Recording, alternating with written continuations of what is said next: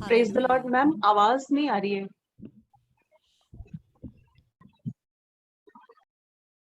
The Lord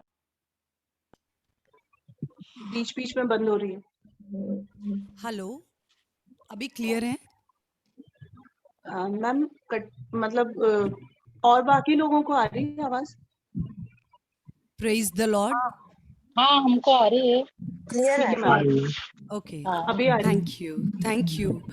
आप सबको जय मसीह की। मैं आप सबको यीशु मसीह के नाम से ग्रीट करती हूँ और मैं आपका स्वागत करती हूँ।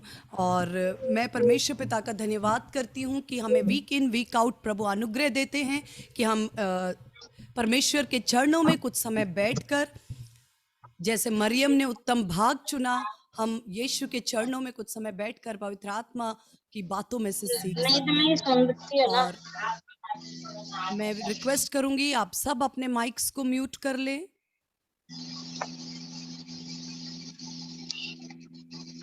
आप माइक्स को म्यूट कर लें। और लास्ट संडे मैं बोर्ड एग्जामिनेशन की ड्यूटी में गई हुई थी और मैंने संगति को आपके साथ में मिस किया।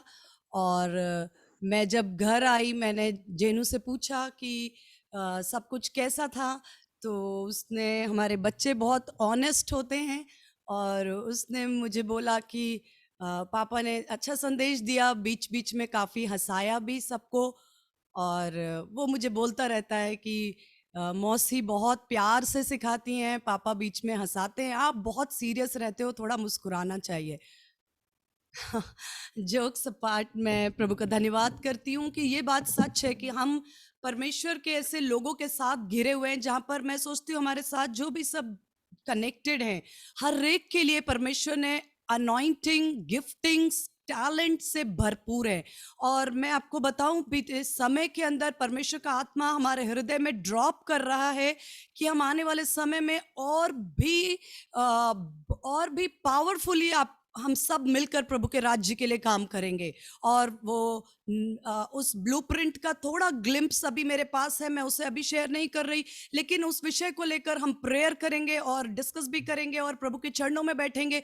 जैसे होली स्पिरिट हमें ग्रीन सिग्नल देंगे और क्लियर करेंगे, हम और भी मैं सोचती हूँ हमारे साथ जो लोग जुड़े उनके अंदर बहुत ही पावरफुल, उनके जीवन में परमेश्वर ने पोटेंशियल्स और गिफ्टिंग्स रखे हैं, अनॉइंटिंग्स को रखे हैं। और मैं चाहती हूँ कि ये लिमिटेड ना रहे, वो जीवन की जल की नदियां रिलीज हों। तो आने वाले समय में हम एक्साइटेड रहें, वेट करते रहें कि होली स्पिरिट क्या कुछ करने जा रहे हैं, हमारी सोच और समझ और कल्पना से बाहर। यदि हम नम्र हैं और पवित्र आत्मा को स्थान देते हैं, अद्भुत काम वो करने के लिए तैयार है।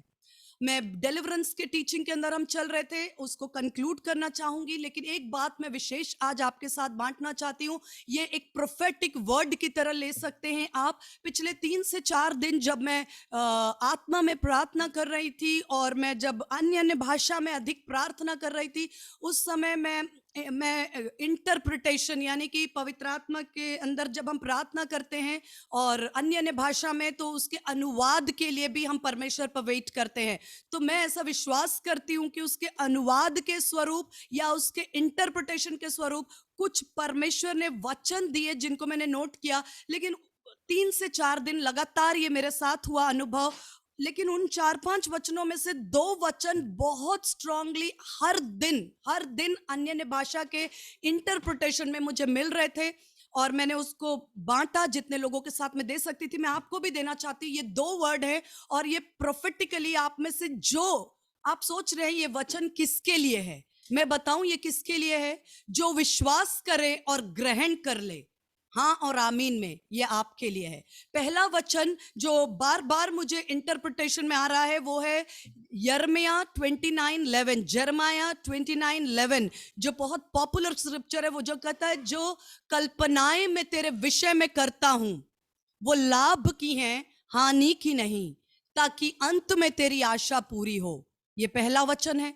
दूसरा, रोमियो 8:1, अब जो मसीह यीशु में है उस पर दंड की आज्ञा नहीं, क्योंकि जीवन और आत्मा की व्यवस्था ने तुम्हें मृत्यु और पाप की व्यवस्था से स्वतंत्र कर दिया। ये दो वचन मुझे रिपीटेडली 3 से 4 दिन से लगातार जब मैं अन्य भाषा में प्रार्थना कर रही हूँ, होली स्पिरिट इसको इंटरप्रिटेशन के रूप में दे रहे हैं और मैं इसे आपके सामने प्रोफेटिकली शेयर और रिलीज कर रही हूँ। जो विश्वास करे, हाँ और आमीन के साथ ग्रहण करे, जो कल्पनाएं परमेश्वर ने आपके विषय में की हैं वो लाभ ही की हैं, हानि की नहीं। अंत में आपकी आशा पूरी हो। और अब जो यीशु मसीह में है उन पर दंड की आज्ञा नहीं, क्योंकि जीवन और आत्मा की व्यवस्था ने आपको मृत्यु और पाप की व्यवस्था से स्वतंत्र कर दिया है। आमीन, hallelujah, thank you Jesus, hallelujah, thank you Lord. हम इस वचन को प्रोफेटिकली रिलीज करते प्रभु। जिस किसी को इस वचन की आवश्यकता है, जिसके लिए आपने रिलीज किया है, उनके जीवन में यह एस्टैब्लिश होने पाए,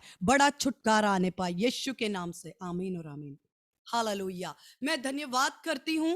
और मैं छुटकारे की सेवा के विषय में हम सीख रहे थे और बीते वीक के अंदर हमने सीखा था 3 से 4 हफ्तों में कि किस तरह से अंधकार की सामर्थ, दुष्टात्माओं का प्रभाव, बंधुआई, श्राप और बंधन और बहुत सी बातों की वजह से परमेश्वर के लोग जो हैं वो बड़ी पीड़ा के अनुभव से गुजरते हैं। और हम बात कर रहे थे क्या कारण होते हैं, और उसमें हमने कुछ बात करी थी अनाज्ञाकारिता। जब परमेश्वर की आज्ञाओं को तोड़ने के द्वारा हम उस सुरक्षा के घेरे से बाहर आते हैं, तब शत्रु हमें उस सुरक्षा घेरे से बाहर में लाने के बाद वो हमारे जीवन को टारगेट करके और बहुत सी बातों के द्वारा हमारे जीवन में प्रवेश करता है। मुख्यतः हमारे विचारों को वो मैनिपुलेट करता है और हमारे दिमाग को वो बदलता है। उसके द्वारा वो हमारे चाल चलन को और जीवन को बदलने की कोशिश करता है। उसके बाद दूसरा मुख्य कारण है इग्नोरेंस। इग्नोरेंस यानी कि इग्नोरेंस, अज्ञानता, रादर इग्नोरेंस, अज्ञानता। होशे, अगर आप नोट करते हैं 4:6, होशे 4:6 में लिखा है, मेरी प्रजा ज्ञान के न होने से बंधुआई में जाती है। Hosea 4:6, the book of Hosea chapter 4 verse 6, मेरी प्रजा ज्ञान के न होने से बंधुआई में जाती है। बंधुआई में जाने का एक मुख्य कारण अज्ञानता। अज्ञानता का मतलब क्या है? ये क्या मेरा उद्धार हुआ है या नहीं हुआ है, पता नहीं। उद्धार में मुझे क्या मिला है? आज सुबह ही मेरी एक बहन से बात हो रही थी, वो मुझे आके बताई कि मैं बहुत सालों से प्रभु यीशु मसीह को मानती हूँ और जानती हूँ, और मैं बहुत डायरेक्ट बात करने में विश्वास करती हूँ। मैंने पहली बार मिली तो मैंने कहा, आप प्रभु यीशु मसीह को मानते हैं और जानते हैं बहुत सालों से, किस प्रकार से जानते हैं? क्या आपने उद्धार पाया है? क्या आपने यीशु मसीह को अपने जीवन में उद्धारकर्ता ग्रहण किया? उसने कहा नहीं। हमारे बोली, हम कहीं जाते थे चर्च में, बहुत दूर, अब नहीं जाते, तो वहां बहुत पास्टर्स आते थे, बहुत लोग आते थे और बहुत बड़ी कलीसिया। मैंने कहा ये सब बातें ठीक है, क्या आपने उद्धार पाया? क्या यीशु मसीह को अपने जीवन में ग्रहण किया? क्या आपने उद्धार की प्रार्थना की? उसने कहा ऐसा कुछ भी मैं नहीं जानती, ना मैंने किया। मैंने कहा आज वो दिन है। और आज की सुबह हमने उस बहन के साथ प्रार्थना की। उसने कहा कि हाँ, मैं आपके साथ दीदी प्रार्थना करने के लिए तैयार हूँ, क्योंकि मैं जानती हूँ यीशु मसीह को, लेकिन मैं स्पष्ट नहीं जानती और मैं चाहती हूँ आप मुझे सिखाएं। हमने थोड़ी बातचीत की वचन के साथ, और वचन के बातचीत के बाद उनको उद्धार की प्रार्थना के अंदर वो बहन ने यीशु मसीह को अपने मुंह से अंगीकार करने के द्वारा, हृदय से विश्वास करने के द्वारा, मैंने उसको एक डायरी गिफ्ट की और उसके अंदर आज की डेट और टाइम, ज्यादा पढ़ी लिखी नहीं थी इसलिए मैंने लिख दिया कि आज का दिन मेरा उद्धार का दिन है। इस दिन, इस घड़ी, इस समय मैंने उद्धार पाया है। और उसके बाद उसने कहा मेरे परिवार के लिए प्रार्थना कैसे करना है वो भी आप लिख दीजिए। तो मैंने उसको एक पेज में लिखा और वो उसने कहा, मैंने कहा ये ज्यादा दिन नहीं, आप 1 या 2 दिन, उसके बाद आप खुद अपने पिता से प्रार्थना करना सीख जाएंगे। पिता से प्रार्थना करना आपके हृदय से निकलने वाली बात है। तो उसने कहा मैं करूंगी और मैं डेफिनेटली इस बात को फॉलो करूंगी। मैं एक ही चीज बोलना चाहती हूँ, मेरी प्रजा ज्ञान के ना होने से बंधुआई में, क्या उद्धार हो चुका है तो फिर मुझे उद्धार में क्या मिला? क्या हम जानते हैं कि उद्धार सबसे बड़ा मिरेकल है, सबसे बड़ा मिरेकल है। और उद्धार में मुझे वो आत्मा मिली है जो यीशु मसीह के समान है। जैसा वो है वैसे हम हैं आज। वो जो मेरे अंदर है, वो जो मेरे विरोध में, उससे कहीं अधिक सामर्थ्य है। यदि परमेश्वर मेरी ओर है तो मेरा विरोधी कौन हो सकता है? क्या मैं जानती हूं, क्या हम जानते हैं कि उद्धार के द्वारा हम परमेश्वर की संतान बने, हमें उसने स्वर्गीय स्थानों में बिठाया। हर एक अंधकार के ऊपर, हर एक अधिकार प्रधानताओं के ऊपर हमारे जीवन को मसीह यीशु में छुपा कर बिठाया। हमें कौन सा अधिकार दिया है, हमें कौन से शस्त्र दिए हैं, हमें मसीह में क्या सामर्थ मिली है, हमारा स्थान क्या है, हम कौन हैं यीशु मसीह में। मेरी प्रजा ज्ञान के ना होने से बंधुआई में जाती है। अगर ये बातें हमें वचन से, परमेश्वर का आत्मा हमें अगर हम नहीं समझते इन बातों को, तब शत्रु को अवसर मिलता है। वो आए दिन हमसे झूठ बोलता और धोखा देता है कि देख परमेश्वर ने तुझे छोड़ दिया, देख तेरे बिजनेस नहीं चल रहा, इसका मतलब प्रभु तेरी प्रार्थना नहीं सुन रहा, देख परमेश्वर तेरे जीवन में आशीष नहीं दे रहा है। तब हम उससे कहते हैं नहीं, जो कल्पनाएं वो मेरे विषय में करता है वो लाभ की है, हानि की नहीं। हालेलुया। अज्ञानता बंधुआई में जाने का एक बहुत बड़ा कारण है। मेरी प्रजा ज्ञान के ना होने से बंधुआई में जाती है। अब मैं आपके साथ एक बहुत पावरफुल वचन शेयर करूंगी कि यदि आपने अपने जीवन या परिवार में, मित्रों में, परिवार के घराने में, शहर में, कहीं भी किसी तरह के मिनिस्ट्री में, अगर कहीं भी आपको देखने को आया है कि शत्रु ने जीवन को जकड़ा है, पकड़ा है, भय के द्वारा और तमाम दुष्टात्माओं के प्रभाव के द्वारा, मृत्यु के द्वारा और बहुत से तरीकों से, श्राप और पाप के द्वारा, अंधकार की वेदियों के द्वारा और कई तरह के लिमिटेशंस को लाकर लोगों के जीवन को उसने प्रताड़ित करने की कोशिश की है, तो आज हमारा सवाल है कि मेरा हल क्या है? हल यह है कि यीशु मसीह जीवन देने आया और बहुतायत का जीवन देने आया। सबसे पहली बात मैं आपको बताना चाहती हूं, हमारा छुटकारा निश्चित है। क्यों? क्योंकि सबसे पहली बात यह है कि परमेश्वर की मर्जी है कि मैं और आप स्वतंत्रता में चले। जो कल्पनाएं वो मेरे और आपके विषय में करता है वो लाभ की हैं, वो छुटकारे की हैं, वो चंगाई की हैं, वो जय की हैं, वो आनंद की हैं, वो बंधुआई की नहीं है। मेरा परमेश्वर चाहता है कि मैं और आप, मेरा और आपका घराना और परिवार, हमारे बच्चे, हमारे लोग एक स्वतंत्रता और बहुतायत के जीवन के अंदर भागी हों। ये मेरा पिता चाहता है। इसलिए मुझे पूरा अधिकार है कि मेरे पिता की मर्जी के साथ मैं एक होकर उस अनुभव में चल सकती हूं, चल सकता हूं, क्योंकि इस बात में मुझे कोई शक नहीं कि प्रभु क्या चाहता है, पूछने की जरूरत ही नहीं। परमेश्वर ने अपनी मर्जी को अपने वचन में लिखा। मेरे साथ एक वचन खोले, ड्यूटरॉनमी, व्यवस्था विवरण की पुस्तक, उसका 30 अध्याय। ड्यूटरॉनमी, व्यवस्था विवरण, उसका 30 का 19 मैं आपके लिए पढ़ रही हूं।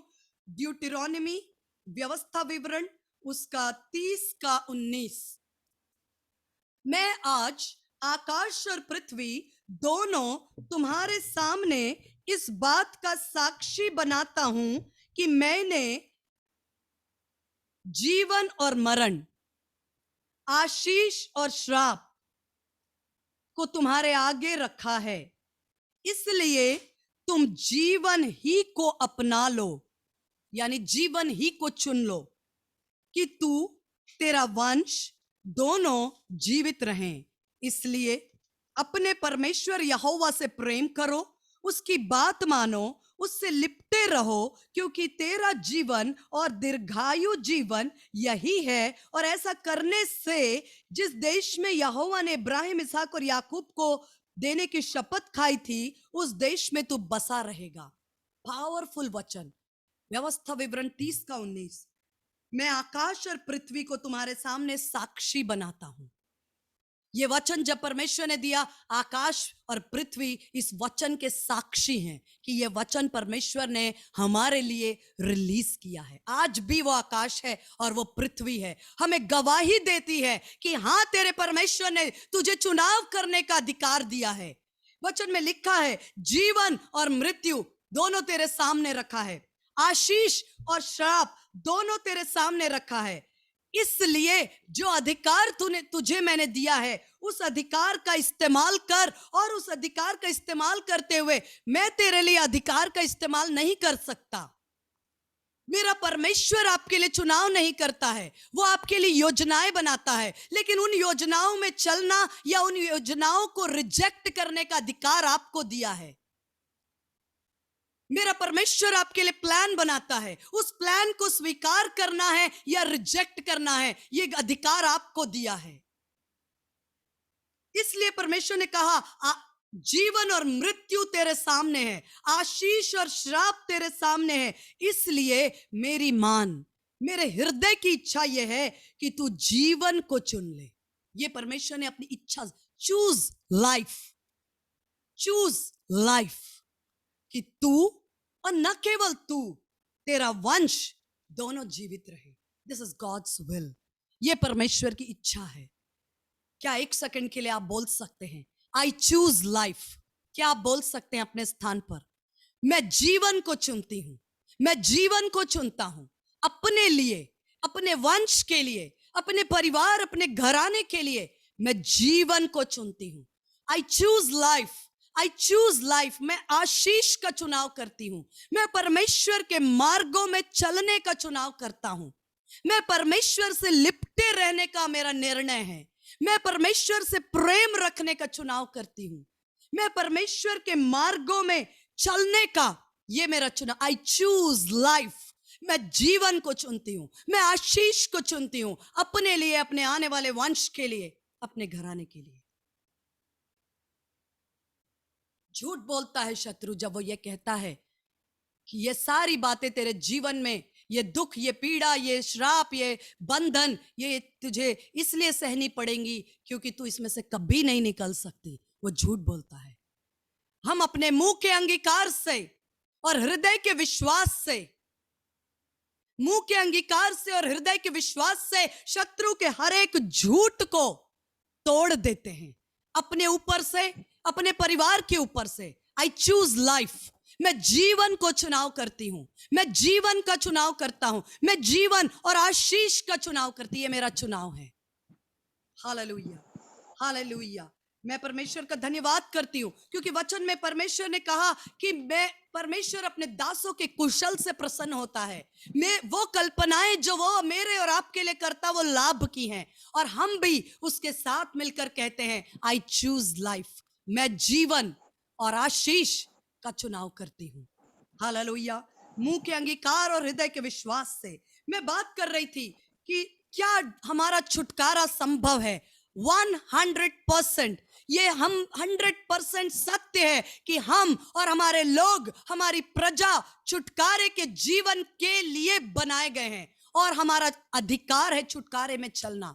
यीशु मसीह इसलिए आया कि अंधकार के कार्यों को नष्ट करे, मेरे जीवन, मेरे परिवार से, मेरे बिजनेस, मेरे करियर से, मेरे लोगों के जीवन से, हमारे मैरिजेस से, हमारे संतान के जीवन से, हमारे हर वो क्षेत्र में जहां अंधकार ने राज करना चाहा, यीशु मसीह इसलिए प्रकट हुआ कि वो अंधकार को नष्ट करे और वो मेरे जीवन और मेरे परिस्थितियों में हाँ और आमीन है। हमारा छुटकारा परमेश्वर ने ठहराया है। छुटकारे में 2 स्टेप्स हैं। पहली बात है छुटकारे को पाना और दूसरा स्टेप है बना रहना। There are 2 steps of deliverance. One is receiving. एक स्टेप होता है जब आप छुटकारे को अपने जीवन में, अपने हृदय में, अपनी आत्मा, अपने प्राण, अपने बिजनेस, अपने परिवार में ग्रहण करते हैं, और दूसरा स्टेज होता है कि जब आप उस छुटकारे में बने रहते हैं।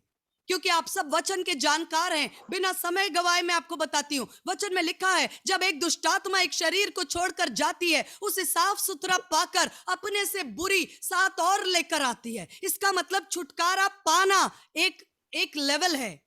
दुष्टात्मा जाती तो है लेकिन अपने से बुरी 7 और लेकर आती है, यदि साफ सुथरा लेकिन खाली देखती है। छुटकारा पाना और छुटकारे में बने रहना। छुटकारा में बने रहना, इसको मैं पहले थोड़ा बताऊंगी, उसके बाद कैसे हम छुटकारे का अनुभव अपने जीवन में या अपने लोगों में कर सकते हैं। मैं आपको एक बात बताऊं, इस वचन को प्रचार करते हुए मुझे बिल्कुल भी ऐसा नहीं लग रहा है कि मैं कोई और बात, ये मेरे जीवन का अनुभव मैं आपको बता रही हूं, क्योंकि हम उस बात का प्रचार नहीं कर सकते जिसको आपने अपने जीवन में अनुभव नहीं किया है।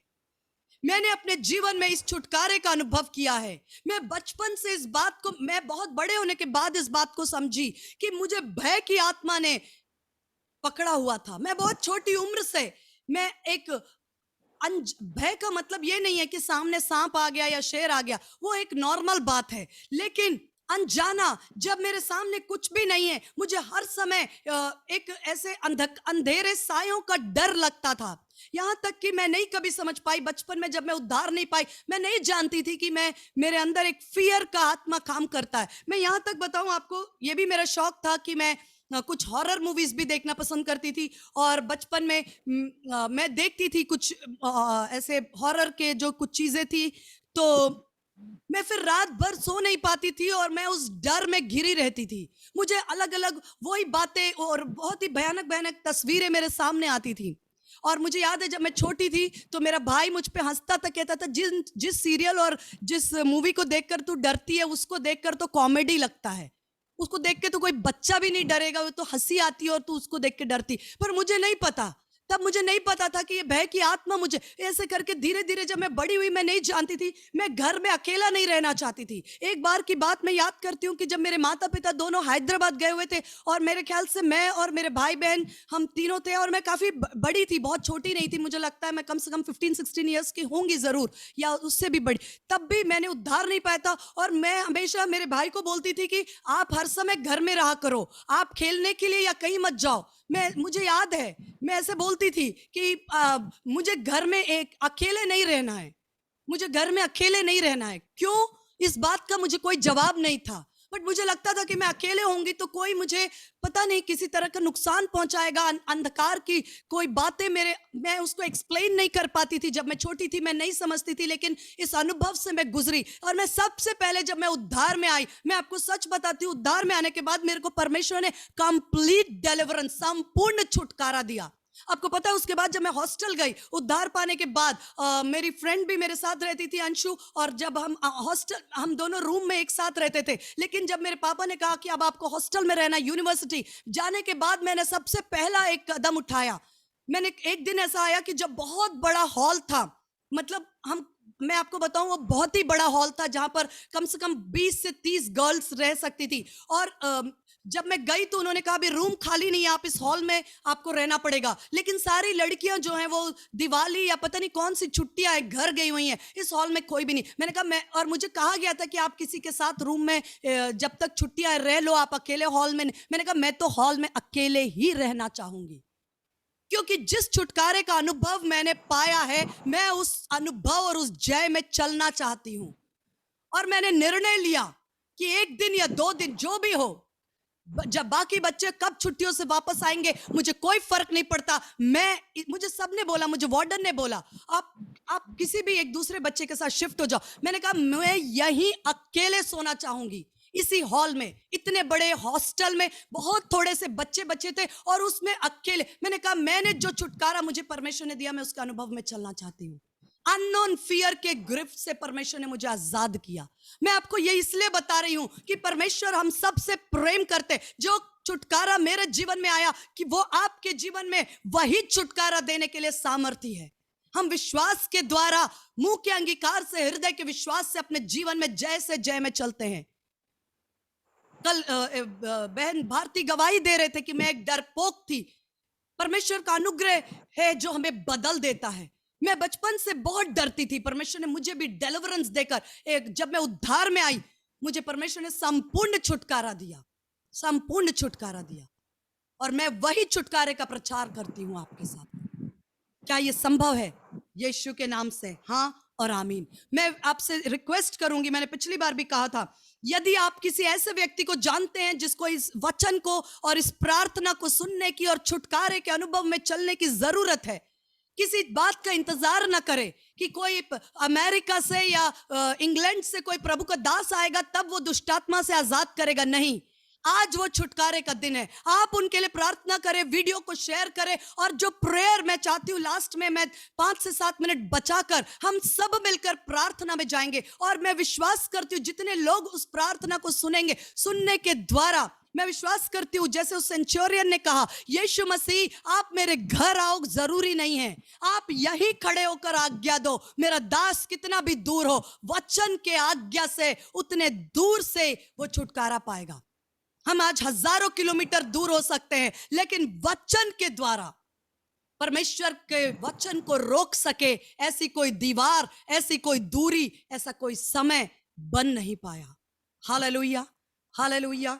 परमेश्वर का वचन हमें इफिसियों 6 अध्याय में ले चलता है। ये सब आप जानते हैं, मैं रिक्वेस्ट करूंगी सिर्फ नोट करें। इफिसियों 6 अध्याय में संपूर्ण लिखा है कि युद्ध के सारे हथियार बांधकर खड़े हो जाओ, युद्ध के सारे हथियार बांधकर खड़े हो जाओ ताकि तुम उस दिन ठहर सको। 1 मिनट के लिए वो वचन खोलते हैं। ये वचन मैं इसलिए ले रही हूं कि यदि मैंने छुटकारा कैसे पाना है उस पर मैं अभी बात नहीं कर रही हूं। अगर मैंने पा लिया है तो मुझे कैसे बने रहना है। इफिसियों 6 अध्याय और उसका 10 वचन से लेकर के ये पूरा मैं समझती हूँ 20 तक, 6 से इफिसियों 6 का 10 से 20 है। सब कुछ नहीं लेंगे लेकिन कुछ बातें। परमेश्वर के सारे हथियार बांध लो। ये हथियार शारीरिक नहीं, ये हथियार हमारे नहीं, ये हथियार परमेश्वर के हैं। बांध लो कि तुम शैतान की युक्तियों के सामने खड़े रह सको। यानी कि जो छुटकारा आज से 20 साल पहले मैंने पाया है, मैं आपको सच बताऊं, वो भय, वो अनजानी बातों का भय मेरे जीवन में लौट कर नहीं आया। 20 वर्ष से जो डरावने फिगर्स या ड्रीम में मुझे आते थे, ताकि हम जो छुटकारा हमने पाया है उसमें हम स्थिर रह सकें, खड़े रह सकें, क्योंकि हमारा मलयुद्ध, ये वचन आप जानते हैं। इसलिए सारे हथियार बांध लो कि तुम बुरे दिन का सामना कर सको। जब बुरा दिन आए, जब शत्रु हमला करे, वो जब कोशिश करे, गिराने की कोशिश करे, उस दिन तुम उस समय ढूंढने ना निकलो, अब मैं क्या करूं, अब मैं किसको फोन लगाऊं, अब मैं किससे सहायता मांगू, अरे वचन की तलवार कहां पड़ी है, अरे मेल के सुसमाचार के जूते कहां हैं, ओहो मेरे सिर में इतने कंफ्यूजिंग विचार, इतने भयानक भयानक स्वप्न आ रहे हैं, उद्धार का टोप मैं कहां ढूंढूं। नहीं, तैयार खड़े रहो हर समय पहनकर। लिखा है ताकि तुम उस बुरे दिन का सामना कर सको और सब कुछ पूरा करके स्थिर रह। ये हमारी स्थिरता की कुंजी है, ये हमारी स्थिरता की कुंजी है, स्थिर बने रहना। जो छुटकारा, जो जय, जो चंगाई, जो अनुग्रह परमेश्वर ने दिया है, उसमें स्थिर बने रहने की कुंजी है क्या? सिर पर उद्धार का टोप, यानी कि सिर पर जो हमारे मस्तिष्क में तमाम विचारों को मैनिपुलेट करने के द्वारा, घबराहट को पैदा करने के द्वारा, शक को पैदा करने के द्वारा आज परिवार टूट रहे हैं। गलत गलत विचार, इनफैक्ट परमेश्वर बता रहे थे कि अडल्ट्री की स्पिरिट, यानी कि व्यभिचार की आत्मा ने कितने परिवार और लोगों को बर्बाद करने के लिए काम कर रहा है। ये सारे स्पिरिट्स कहां से एंट्री लेते हैं? हमारी आंखों के द्वारा, आई गेट्स, आंखों के द्वारा अंदर आते हैं, मस्तिष्क में वो खिचड़ी पकाते हैं, उसके बाद वो कार्य में आ जाते हैं। नशे की बातें, बुरी बुरी बातें, बुरी बुरी युक्तियां, सब कुछ यहां शैतान यहां लेकर आने की कोशिश करता है। लेकिन हर समय हम हर एक वो विचार जो मसीह की पहचान के विरोध में उठते हैं, 2 कुरिन्ती 10:4, 2 कुरिन्ती 10:4, हर एक वो विचार जो मसीह यीशु के पहचान के विरोध में उठते हैं, मैं उन्हें पकड़कर यीशु मसीह की अधीनता में लाकर, वश में लाकर उनको मसीह की अधीनता में लाती हूं। हर वो विचार, हर वो व्यभिचार का विचार, हर वो लालच, क्रोध, जलन, ईर्ष्या का विचार, हर वो कड़वाहट का विचार, हर वो झगड़े और रगड़े के विचार, हर वो अलगाव के विचार, हर वो अभक्ति अनाज्ञाकारिता के विचार जो मसीह के विरोध में उठते हैं, पहचान के उनको हम पकड़कर उनको खंडन करते हैं और उन्हें मसीह के कदमों में लाकर पटक देते हैं और उन्हें कुचलते हैं। सांपों और बिच्छुओं को रौंदने का अधिकार मुझे और आपको मिला है। उद्धार का टोप जो मेरे सिर पर है वो मुझे याद दिलाता है कि मेरा सिर, मेरा उद्धार, मेरा छुटकारा अनंत काल का है। वो 2 दिन का, 2 साल का नहीं, अनंत काल का छुटकारा यीशु मसीह ने मुझे दिया है। शत्रु, तेरे लिए असंभव है कि तू मुझे फिर से गिरा सके। वचन की तलवार, ये समय नहीं है कि मैं इन सब पे डिटेल पे जाऊं। प्रभु ने अनुग्रह दिया तो हम चाहेंगे बाद में कभी, लेकिन ये स्थिर रहने की कुंजी है। उद्धार का टोप, सत्य का पटुका, सत्य से कमर कस लो, सत्य को खरीद लो। वचन में लिखा by the truth, by the truth, यानी कि आपको जब सत्य और छुटकारे की बातें, हम क्या सोचते हैं कि आप 10 पॉइंट्स 20 पॉइंट्स का एक नोट्स बनाइए और नोट्स बना करके पूरी तरह मेरे दिमाग में घुसा दीजिए, मुझे पूरी तरह इससे आप नहीं। सत्य के लिए परिश्रम, बाई मतलब आपको उसके लिए एक दाम चुकाकर उस सत्य को ले लो। यीशु मसीह का वचन लिखा है, ज्ञान के न होने से मेरी प्रजा बंधुआई में जाती है, लेकिन उठ प्रकाशमान हो क्योंकि तेरा प्रकाश आता है। जब वचन का प्रकाश होता है तो हम उठ खड़े होते हैं। सत्य से अपने कमर को कस लो, वो तुम्हें मजबूती और दृढ़ता, झिलम से धार्मिकता की झिलम और हाथ में वचन और आत्मा की तलवार, जहां उसके झूठ को, हर एक झूठ के जाल को आप वचन की तलवार से काट देते हो। वो कहता है कि तेरा बिजनेस नहीं बढ़ेगा, आप कहते हो कि धर्मियों के भाग पर दुष्टों का राजदंड बना नहीं रहेगा। जो भाग मेरा है वो मेरा रहोबोत है, वो मेरा पोर्शन है, मेरा पोर्शन है। हालेलुया, मेरा पोर्शन है। हालेलुया। कुछ प्रेयर रिक्वेस्ट है, हम एंड में जरूर प्रेयर करेंगे। हालेलुया। उसके बाद लिखा है कि धार्मिकता की झिलम, पांव में मेल के सुसमाचार की तैयारी के जूते पहन लो, सबके साथ विश्वास की ढाल ले लो। तुम्हारी रक्षा करने वाला तुम्हारा विश्वास, तुम्हारी ढाल। इसीलिए पौलुस तिमोथी से कहता है, उस भविष्यवाणी के अनुसार जो तेरे सिर पर है, उस अभिषेक के अनुसार जो तेरे सिर पर है, ओ तू अपने विश्वास की रक्षा कर, क्योंकि तेरे सिर पर अभिषेक है, तुझे परमेश्वर ने बुलाया है, तेरे जीवन पर बुलाहट है, भविष्यवाणी है। तू अपने विश्वास की रक्षा कर कि विश्वास रूपी जहाज डूब ना जाए। विश्वास आपकी ढाल है जिससे कि द्वारा आप दुष्ट के जलते तीरों को बुझा देते हैं। उद्धार का टोप, आत्मा की तलवार, परमेश्वर के वचन और सारी प्रार्थना, ये वो कुंजियां हैं। प्रभु अनुग्रह दे तो हम कभी इस पर डिटेल में जाएंगे। ये वो कुंजियां हैं जिसमें हमने जो छुटकारा पा लिया, उसमें हम जीवन पर्यंत बने रहते हैं, बने रहते हैं। शत्रु को अवसर नहीं देते, शरीर के किसी अंग पर हमला करने का अवसर नहीं होता है।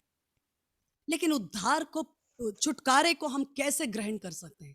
यदि आज किसी को आप जानते हैं जो पीड़ित है, जो अलग अलग बंधन और बंधुआई में उनके परिवार में आपको दिखता है कि ये सुबह से रात तक मेहनत करते हैं, लेकिन इनकी मेहनत करने के बाद भी ये तंगी में है। आप देख सकते हैं कि इनके परिवार में किसी की भी शादी नहीं हो रही है, या कोई ऐसा जिनके किसी के भी कोई संतान, बहुत सी बातें आपको कहीं भी बंधन या श्राप या पीढ़ी से पीढ़ी के अंधकार की वेदियों के कार्य पवित्र आत्मा प्रकट करता है। तो उनके लिए क्या आशा है? यीशु मसीह। मैं 2 विषयों पर बात करूंगी आज, सिर्फ मैं यीशु के नाम के विषय में बात करूंगी, और नेक्स्ट टाइम यीशु मसीह का लहू एक ऐसा हथियार, यीशु मसीह का लहू एक ऐसा हमारे लिए प्रबंध है जिसके ऊपर कुछ भी नहीं, जिससे बढ़कर कुछ भी नहीं। यीशु का लहू का सामना कर सके ऐसी कोई ताकत इस पृथ्वी पर ना थी, ना है और ना हो सकती है। यीशु मसीह का लहू अल्टीमेट, आखिरी सॉल्यूशन है, और उसके ऊपर अंधकार का कोई दाव नहीं।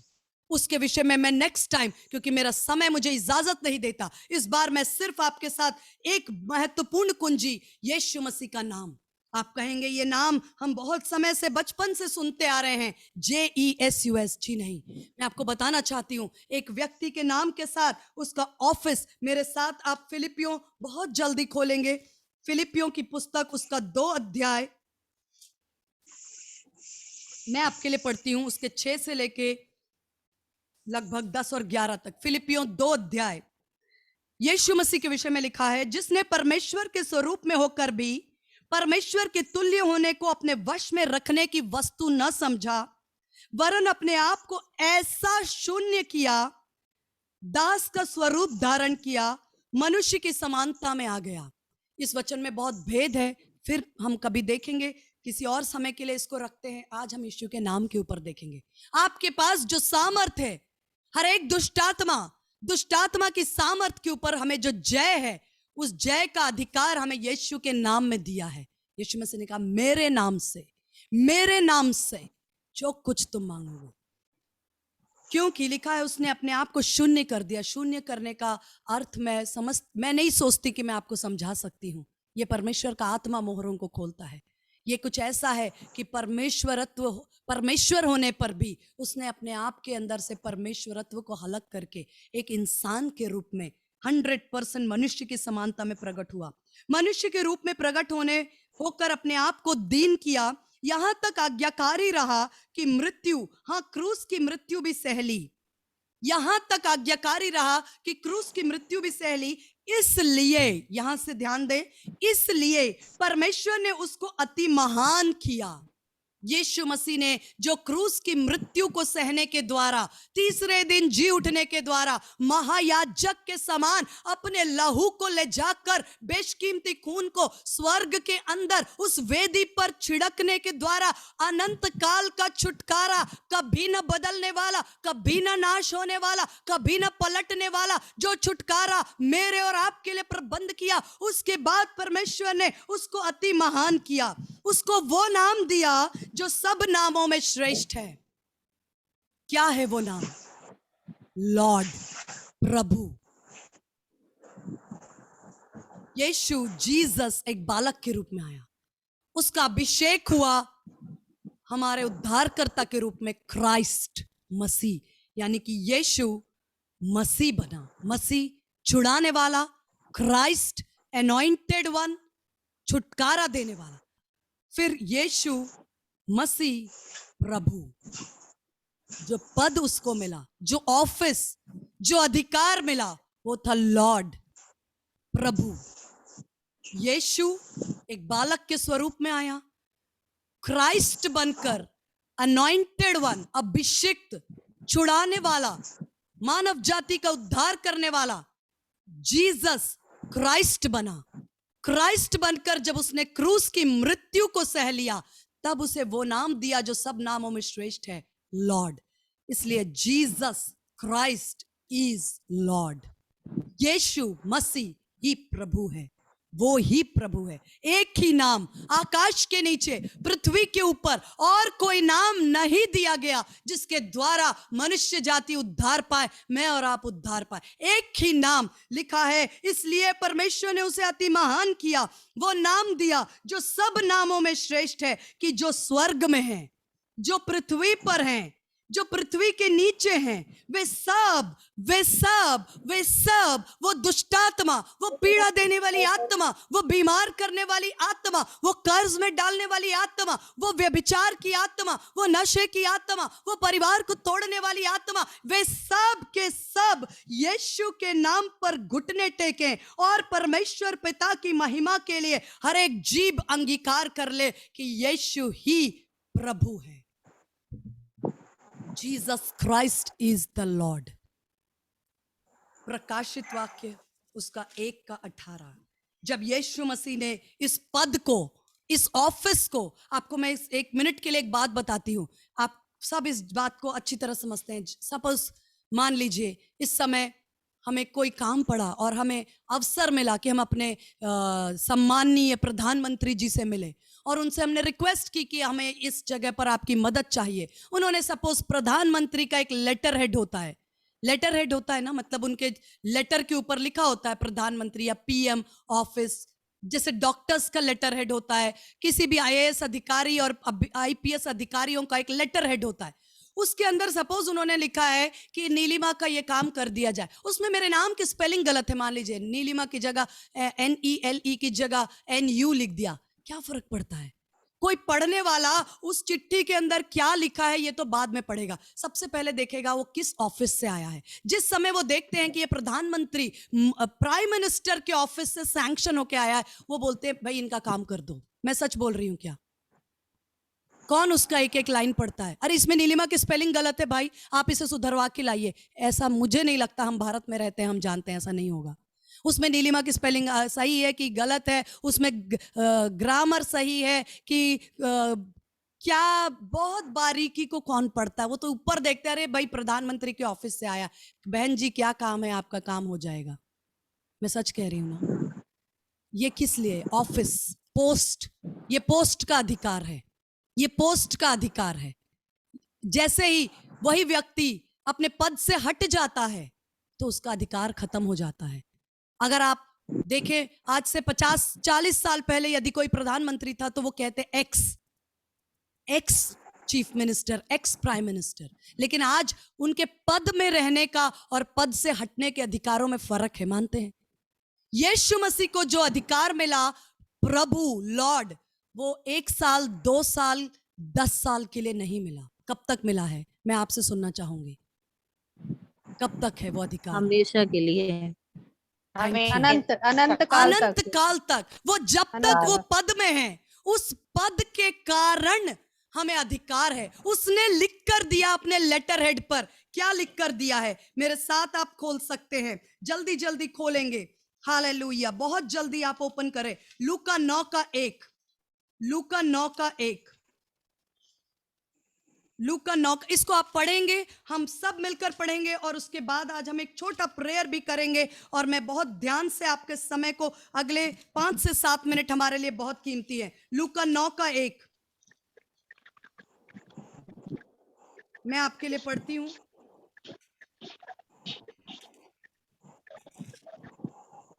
फिर उसने 12 को बुलाकर, ठीक है, फिर उसने 12 को, मतलब 12 चेलों को बुलाकर उन्हें सब दुष्ट आत्माओं और बीमारियों को दूर करने की सामर्थ और अधिकार दिया। मैं चाहती हूं आप अपने अपने जगह पर, अगर आप माइक अनम्यूट भी करें तो मुझे कोई प्रॉब्लम नहीं है, आप पढ़े इस चीज को और अपना नाम लेकर। उसने मुझे सब दुष्ट आत्माओं और बीमारियों को दूर करने की सामर्थ और अधिकार दिया है। उसने मुझे सब दुष्ट आत्माओं और बीमारियों को दूर करने की सामर्थ और अधिकार दिया है। एक वचन और, लूका 10 अध्याय उसका 17 और 18। लूका 10 अध्याय उसका 17 और 18।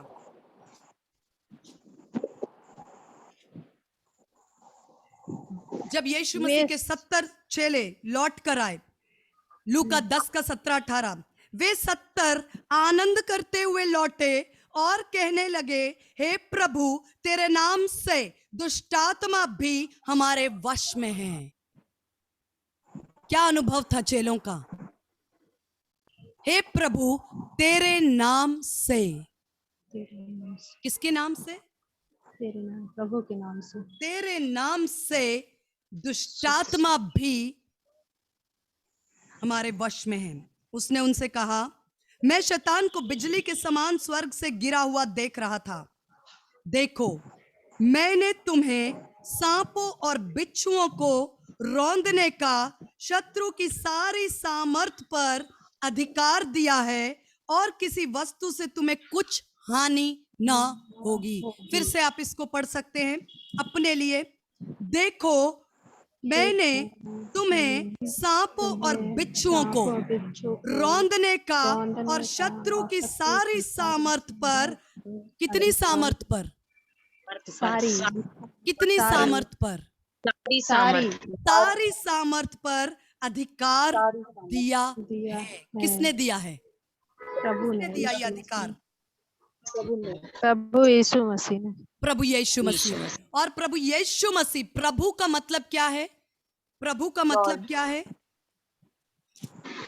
प्रकाशित वाक्य 1:18। हम बहुत फास्ट कुछ बाइबल के स्क्रिप्चर्स देख रहे हैं, बहुत इंपॉर्टेंट। प्रकाशित वाक्य 1:18, प्रकाशित वाक्य 1:18, प्रकाशित वाक्य 1:18।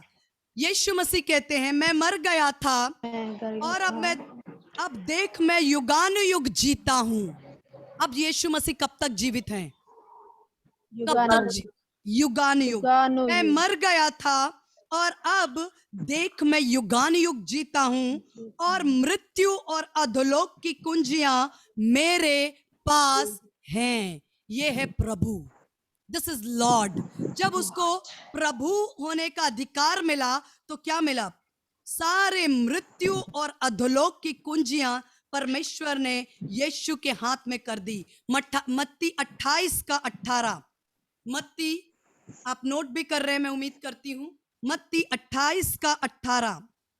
मैथ्यूज 28:18। मैथ्यूज 28:18।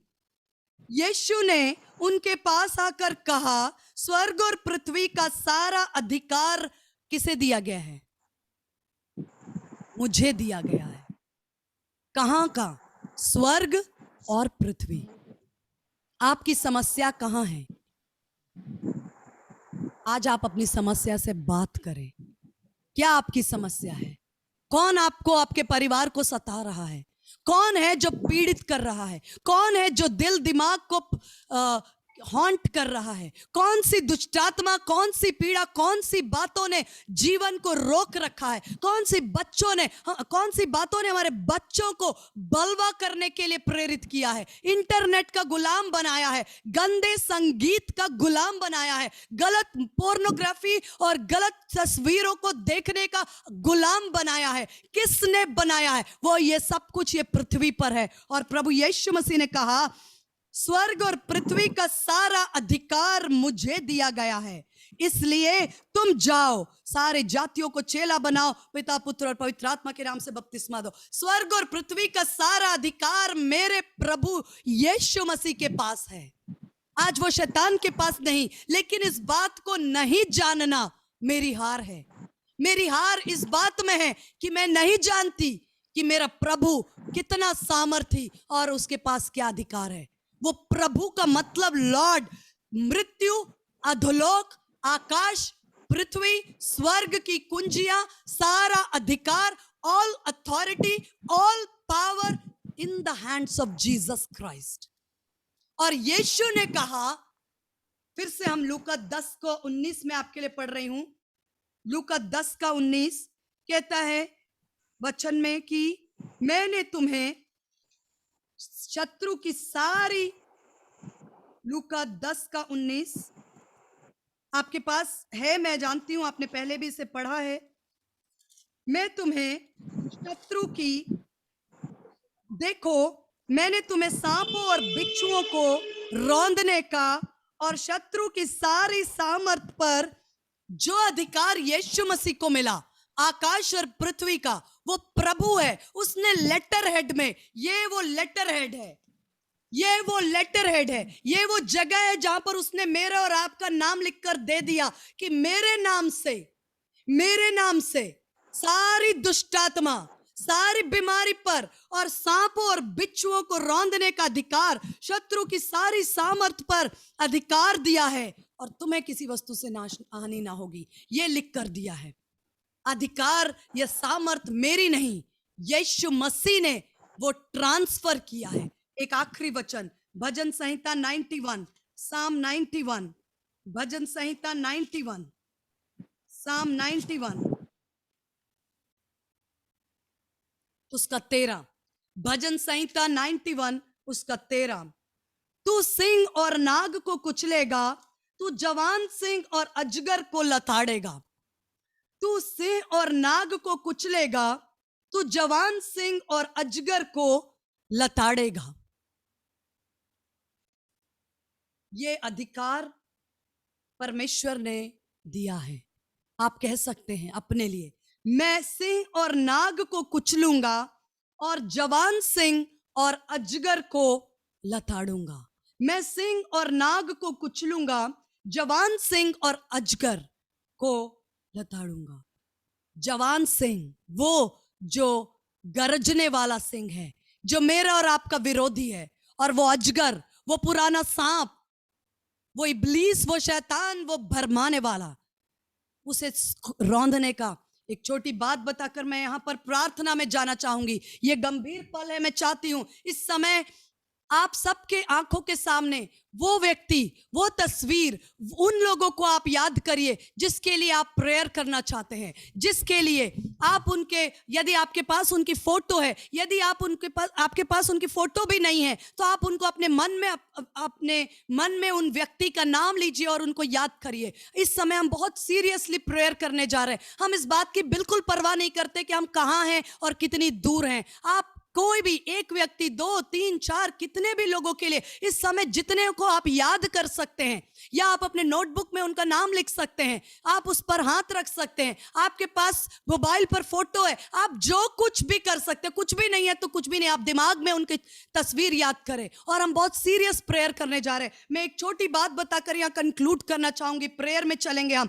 ये कुछ हफ्ते भर की पहले की बात है कि जब मैं अर्ली मॉर्निंग उठी तो मैंने एक ड्रीम देखा था। उस ड्रीम के अंदर मैंने बहुत क्लियर नहीं था, लेकिन मैंने देखा कि एक लेडी है, और मैं बोलना चाहती हूँ कि मैं इस ड्रीम में मैंने उस स्त्री का चेहरा नहीं देखा, लेकिन मेरे को ऐसा लगा कि वो मेरी फ्रेंड है अनुजा मैम, उनकी मदर है, मुझे ऐसा लगा, लेकिन मैंने चेहरा नहीं देखा। और वो मुझे वो स्त्री लेकर कहती है कि बहन जल्दी आओ, मेरा जवान बेटा बहुत क्रिटिकल है। और वो मुझे एक जगह लेकर जाती हैं, और मैं देखती हूँ वहां पर 3-4 जवान लोग हैं, और उनके नाक में जैसे बहुत सारे ट्यूब्स और पाइप्स डले होते हैं, वो पाइप्स हैं, और उनमें से वो दिखाती है इसकी हालत तो बहुत क्रिटिकल है। और वो बहुत उदास होकर, मैं चेहरा नहीं देखी लेडी का, मुझे नहीं पता, लेकिन ड्रीम में मुझे ऐसा लगा कि वो मैम की मम्मी है। और मुझे नहीं, मैंने सोचा उनको फोन करूं, लेकिन वो उस समय बाहर थे, आउट ऑफ जयपुर। मैंने डिस्टर्ब करना उचित नहीं समझा, और मैं उठकर, मुझे नहीं समझ में आया। तो मैं इस बात को जानती हूँ कि ड्रीम में कई बार हम जिसको देखते वो नहीं होता, वो कोई भी व्यक्ति हो सकता है। तो मैंने अपने लिए, अपने परिवार, भाई बहन, बच्चों के लिए, और अपने मैम अनुजा मैम के, उनके परिवार के लिए, और फिर मैंने ये बात इसी वचन को लेकर, भजन संहिता 91 को लेकर, तू सिंह और नाग को कुचलेगा, जवान सिंह और अजगर को लताड़ेगा। पता नहीं यही वचन प्रभु ने दिया, मृत्यु की आत्मा, और यही वचन कि मैं जवान सिंह को कुचलती हूँ, अजगर को लताड़ती हूँ, यही वचन बोल बोलकर मैंने प्रार्थना की। मैंने कहा प्रभु, ये मैं, मेरा परिवार, मैडम का परिवार, या कोई भी व्यक्ति इस समय इस परिस्थिति में है, उसके लिए मैं इस वचन को भेजती हूँ। मुझे नहीं पता था, वो सुबह की बात थी, लगभग 10 से 10:30 बजे मेरे पास 2 मैसेजेस आए उसी दिन, सेम दिन, 4 घंटे के अंदर 2 मैसेजेस आए। एक सीमा सिस्टर का था, सीमा चाल सिस्टर का, और एक अनुपमा सिस्टर का था। और दोनों के मैसेज में एक ही लाइन मुझे हाईलाइट हुई कि बेटा बहुत सीरियस है। मैंने इस बात को सिस्टर सीमा के साथ भी शेयर किया और बताया कि ये चीज प्रभु, लेकिन ये वचन सुबह ही प्रभु ने दे दिया था कि तू जवान सिंह को, नाग को कुचलेगा और अजगर को। इसी वचन को लेकर मैंने कहा जो भी इस परिस्थिति में है, मैं नहीं जानती, क्योंकि हमारी सोच बहुत लिमिटेड है। और फिर मुझे पता है कि वो बच्चे, फिर हमें पता चला कि वो बच्चा रियली क्रिटिकल था। और दोनों सीमा सिस्टर ने और उसकी मम्मी ने एक ही लाइन उनके मैसेज के अंदर हाईलाइट हो रही थी कि ये बहुत क्रिटिकल है।